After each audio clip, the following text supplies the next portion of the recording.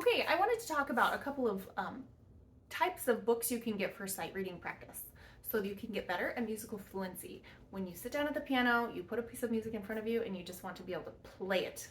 How do you get better at that? There are certain kinds of books you can get for sight reading practice, and it can vary based on your level and your skill, but these are kind of concepts that work for like any level of playing. So, scales. Practice your scales. That's just knowing that the notes that are right next to each other that go up and down, that's called a scale. Being able to recognize that pattern and starting to know the patterns of fingering that go along with those sets of notes, and the patterns of black and white keys that go along with those sets of notes. You can learn those, you can isolate them, you can practice them as a technical skill. That's going to help with your fluency immensely if you practice scales. Okay, so going up and down. Skipping. So skipping is something else when you're reading music that you should get familiar with. Just knowing that if you have a pitch on a line and then it goes to another line, that you're skipping over the space note. So that is called an arpeggio, where you go line, line, line, line, line, line. That's an arpeggio. We're skipping notes, and just knowing what that feels like and what that looks like is going to help you in your fluency. Okay, so intervals, the distance between the notes. Okay, so I wanted to talk about some things you can get, some books you can get to practice. So look for a scale book. The scale book that I have that I recommend for my students is called Hannon, the Virtuoso Pianist. And in this, this is the complete version. So the complete version has more. There's also like kind of a basic version that only has 20 exercises in it. Anyway, you want to get the complete Hannon.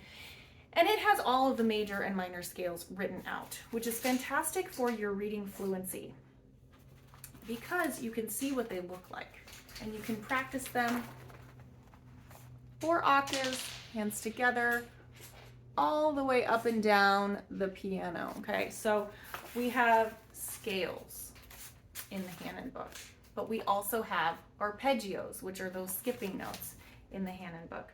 So I highly recommend practicing those both for fluency in your fingers, but also because when you start to look at these repetitively, you'll start to notice patterns and you'll see those in your music as well. So practicing your scales going up and down and your arpeggios going up and down is really going to make a difference in your fluency because your fingers already know what to do when they see a pattern on the page and they can just do it. Okay, so the next thing is intervals, the distance between the notes. And the best way to practice this is with a hymn book. So get a book of Christmas songs or a book from a church and just look. Do you see how these are all written out with 2 notes stacked on top of each other? That's the interval of a fourth, that's the interval of a third, that's the interval of a fifth. And the interval is like how far apart the notes are from each other. If you practice hymn reading every day, your musical fluency will skyrocket. Like, it is so foundational to be able to recognize the distance between one note and the other, the interval between 2 notes. And if you practice this, it's going to help and translate to all sorts of different types of note reading, because when you can recognize a fourth and a third and a fifth, it's going to make the shapes in your hands automatic. It's going to make the distance between your fingers automatic, and you'll see groupings of intervals rather than just individual notes that you have to kind of count. Okay, so practicing hymns for intervals is amazing for sight reading, and you can get a hymn book from any religion. You don't have to be religious. You could get. It's not about the churchiness. It's about the fact that they are written in 4-part harmony. So highly recommend hymns for interval practice. And then chords, learning your chords, your triads and inversions. I'm going to have to do a whole separate video about that because that's huge. Okay, but knowing your chords, which are thirds stacked on top of each other. Chords are based on 3 notes that you play simultaneously at the same time. And learning those and knowing what they look like in each of their inversions is really, really fundamental in music reading. So that's a technical skill you can practice. I'll talk more about that in another video.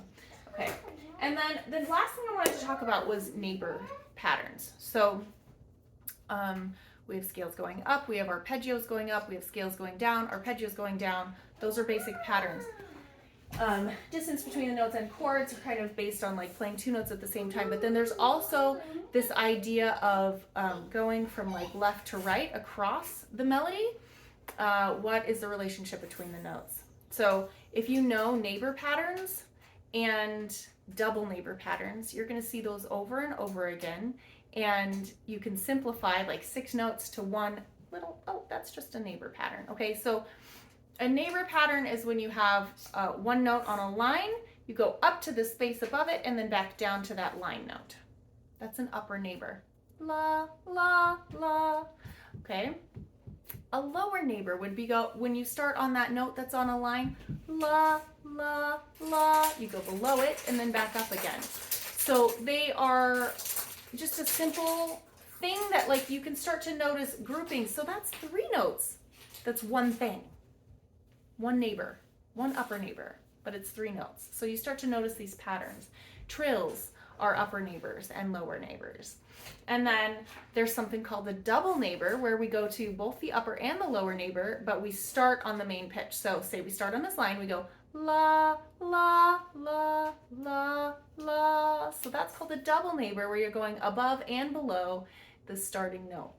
And so things like that, knowing those neighbor patterns and being able to recognize them in a sort of chunk is really going to simplify the music for you. So just start to look for these musical patterns when you're practicing your sight reading, and notice them as you play different songs from all different styles and genres.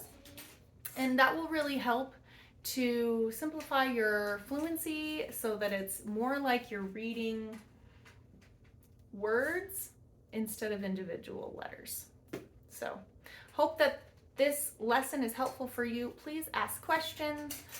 Let me know what you want to know more about. Let me know what you're struggling with, and I will try to teach you more.